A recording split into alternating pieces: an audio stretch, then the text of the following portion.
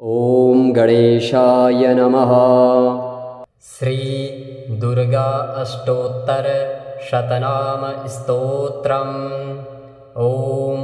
ईश्वर उवाच शतनाम प्रवक्ष्यामि शृणुष्व कमलानने। यस्य प्रसादमात्रेण दुर्गा प्रीता भवेत् सती। ॐ सती साध्वी भवप्रीता भवानी भवमोचनी। आर्या दुर्गा जया चाद्या त्रिनेत्रा शूलधारिणी पिनाकधारिणी चित्रा चण्डघण्टा महातपाः मनोबुद्धिरहङ्कारा चित्तरूपा चिताचितिः सर्वमन्त्रमयी सत्ता सत्यानन्दस्वरूपिणी अनन्ता भाविनी भाव्या भव्या भव्या सदा गतिः शाम्भवी देवमाता च चिन्तारत्नप्रिया सदा सर्वविद्या दक्षकन्या दक्षयज्ञविनाशिनी अपर्णानेकवर्णा च पाटला पाटलावती पट्टाम्बरपरिधाना कलमञ्जीररञ्जिनी अमेयविक्रमा क्रूरा सुन्दरी सुरसुन्दरी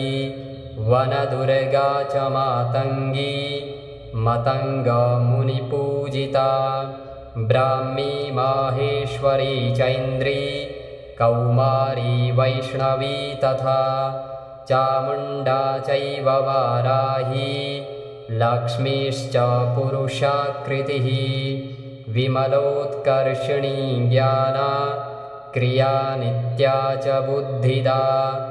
बहुला बहुलप्रेमा सर्ववाहनवाहना निशुम्भशुम्भहननी महिषासुरमर्दिनी मधुकैटभहन्त्री च चण्डमुण्डविनाशिनी सर्वासुरविनाशा च सर्वदानवघातिनी सर्वशास्त्रमयी सत्या सर्वास्त्रधारिणी तथा अनेकशस्त्रहस्ता च अनेकास्त्रस्य धारिणी कुमारी चैककन्या च कैशोरी युवती यतिः अप्रौढा चैव प्रौढा च वृद्धमाता बलप्रदा महोदरी मुक्तकेशी घोररूपा महाबला अग्निज्वाला रौद्रमुखी कालरात्रिस्तपस्विनी नारायणी भद्रकाली विष्णुमाया जलोदरी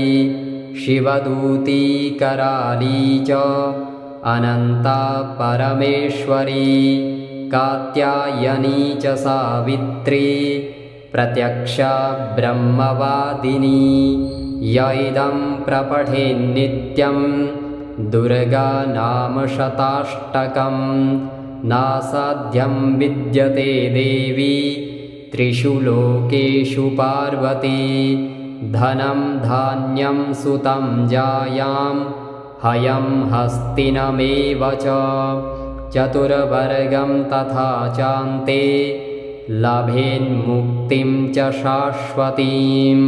कुमारीं पूजयित्वा तु ध्यात्वा देवीं सुरेश्वरीं पूजयेत् परया भक्त्या पठेन्नाम शताष्टकं तस्य सिद्धिर्भवेद्देवी सर्वैः सुरवरैरपि राजानोदासतां यान्ति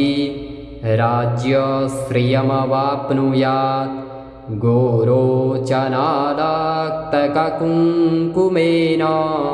सिन्दूरकर्पूरमधुत्रयेण विलेख्य यन्त्रं